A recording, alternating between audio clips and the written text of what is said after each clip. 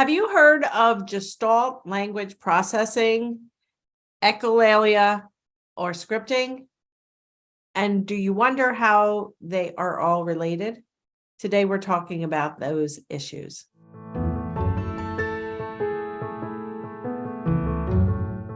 Hi, I'm Dr. Mary Barbera, autism mom, behavior analyst, and bestselling author.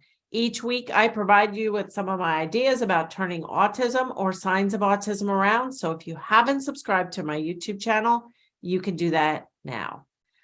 Today, we're sharing a small excerpt from a podcast that I did with Sari Risen, who is both a speech and language pathologist and a board certified behavior analyst, on the topic of Gestalt language processing, as well as delayed echolalia and scripting.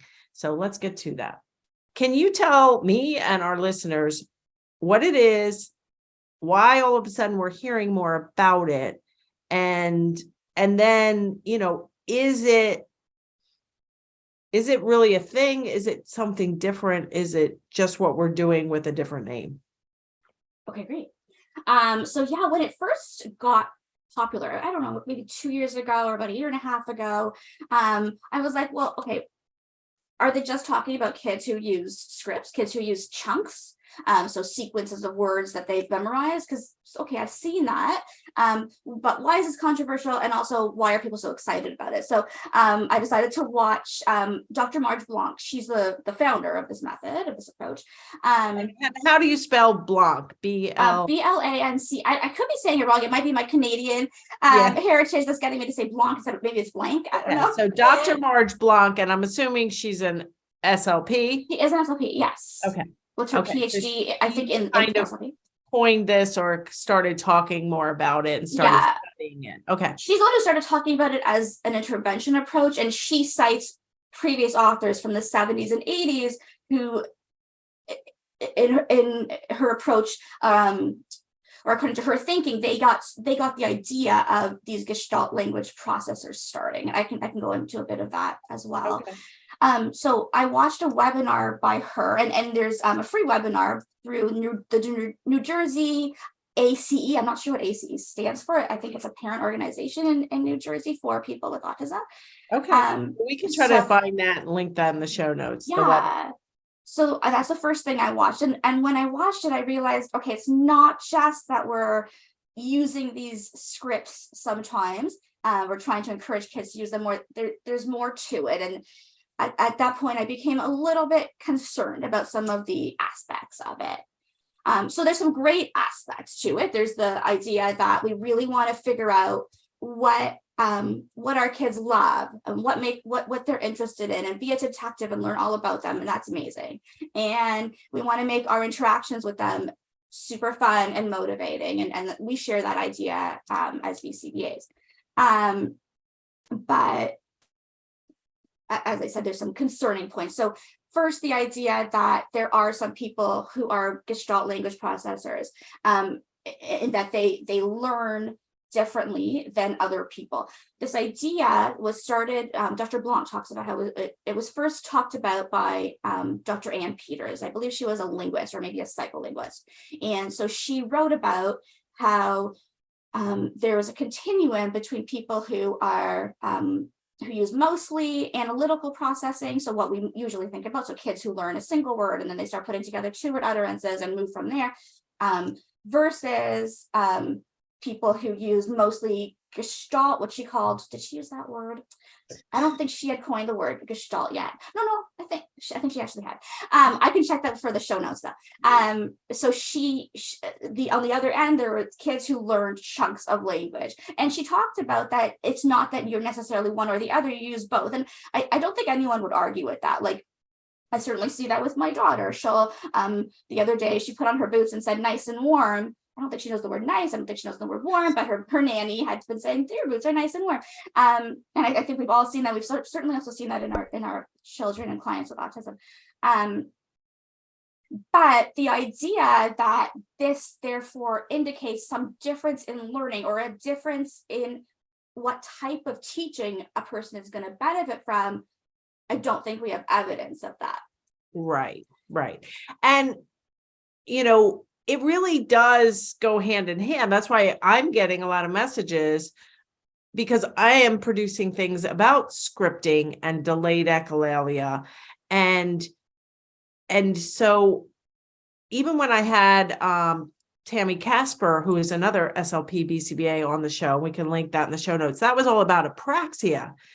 And, if you have apraxia and autism, yes, that is an additional, medical diagnosis potentially, or it is another, challenge. But in the end, the treatment is the same.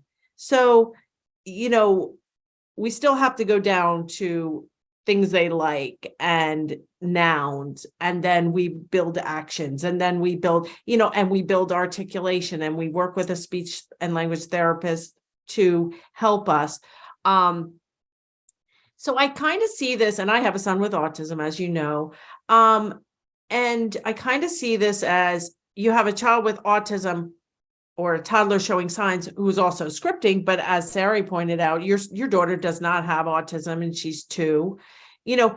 It's typical for kids to memorize songs or memorize cute little phrases or even memorize jokes from little things, and then to come out with scripts or things they like to say, Buzz Lightyear to the rescue. I mean, that's not like, oh my God, that child might have autism. I mean, these are things little kids say and sing and memorize and come out with. Kids with autism may come out with this sooner, more so than typical language, not like every now and again. It might be nonstop stimming and scripting. My son, for instance, before I knew any of this, before I had any inkling that there was anything going on with him, and way before I knew anything about ABA or verbal operants or anything, he would go to the park with my husband and I, and there was a sign there, please do not feed the ducks. There was actually multiple signs every 10 feet, please do not feed the ducks. So my son loved to run to the sign. My husband would read, please do not feed the ducks. And then he'd add quack, quack. So in the middle of the night, Lucas would wake up sometimes and say, please do not feed the ducks, quack, quack. I didn't know that was delayed echolalia. I didn't know that was a potential sign of autism.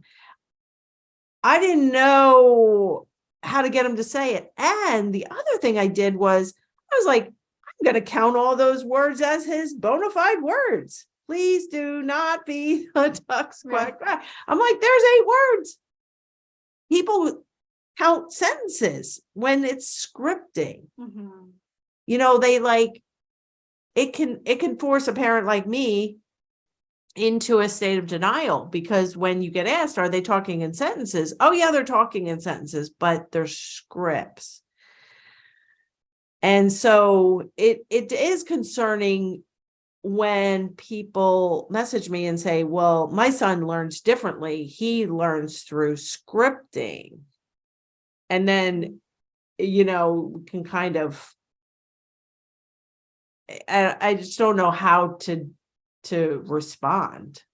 Yeah. So here's the thing. So when it comes to language acquisition, we really don't know how language is learned. I know I have some fellow SLP BCBA colleagues who are really like, no, we know it's Skinner, but one thing I don't necessarily agree with that. I think Skinner gives us an amazing way to intervene when there's a problem with learning a language, but how we learn it naturally, what I learned through my language acquisition coursework is there's so many different theories, and each of them has its pros, but each of them also has its cons or ways to argue against them. And I think we're going to see the same thing, or we are seeing the same thing with the idea of, are there some people who learn language naturally through this NLA, natural language acquisition process, which involves Gestalt being learned first. So who knows what happens naturally. So NLA is natural language acquisition, but that is that a part of, is Gestalt a part of that, or is NLA something that has been on for decades? So NLA, Marge Blanc explains that NLA is this description of what happens with Gestalt language processors. Okay. And maybe that's true, maybe it's not. That's really like, I'm going to leave that to the researchers, but like what, I think about the most is intervening when I need to help my clients with autism. And so I don't think we have evidence that teaching them in the way that the approach that Dr. Marge Blanc has described, we don't have evidence that it's likely to work or that it would work. And plausibly, like I think plausibility is a huge thing. I think we have a lot of things in our field, because we're a relatively new field, that don't have amazing evidence behind them. They have some, but they're plausible. This approach, there's a lot of pieces that aren't. I hope you enjoyed that short excerpt and learned a little bit more about Gestalt language processing. If you liked it, you can listen to the whole podcast episode at marybarbera.com/209. And if you'd like more information about how to take your child or client to the next level through step-by-step programming advice, you can attend a free workshop and learn more at marybarbera.com/workshop. And I'll see you right here next time.